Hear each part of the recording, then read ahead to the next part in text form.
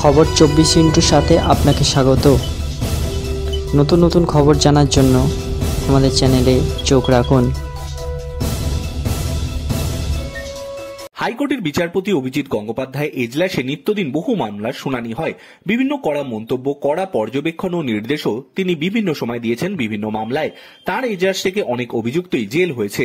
সোমবার সন্ধ্যায় সংবাদ মাধ্যমের মুখোমুখি হয়ে সেই কথা স্মরণ করিয়ে দিয়ে বিচারপতি অভিজিৎ বন্দ্যোপাধ্যায় বলেন, সাংবাদিকদের বললেন, আমার বিভিন্ন পদক্ষেপে বিভিন্ন চোরেরা জেলে আছেন, বিভিন্ন স্তরের চোরেরা আছেন, উপর থেকে নিচ অব্দি। শুধু তাই নয়, আগামী দিনে আরো কয়েকজন জেল যেতে পারেন বলেও মনে করছেন তিনি। তার পদক্ষেপ বিভিন্ন চোরেদের জেলে যাওয়ার কথা বলার সময় বিচারপতি গঙ্গোপাধ্যায় এও বলেন, আরো কিছু লোক যাবেন। শুধু এটাই নয়, বিচারপতি গঙ্গোপাধ্যায় আরো জানালেন, একদল চোর যদি নিজেদের জীবন জীবিকার কথা বলে, অবাধে চুরি অধিকার চেয়ে আদালতে পিটিশন করে, তাহলেও তিনি আশ্চর্য হবেন না।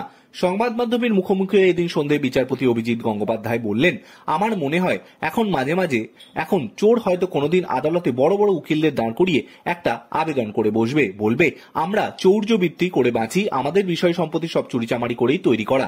এটা যদি বন্ধ হয়ে যায় তাহলে আমাদের জীবন জীবিকার অসুবিধা হয়, সেটা সংবিধানের 21 অনুচ্ছেদকে লঙ্ঘন করবে।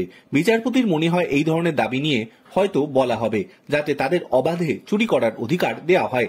সংবাদ মাধ্যমের মুখোমুখি হয়ে বিচারপতি বললেন, যদি কখনো এরকম পিটিশন হঠাৎ করে হয়ে যায় তাহলে আমি আশ্চর্য হব না।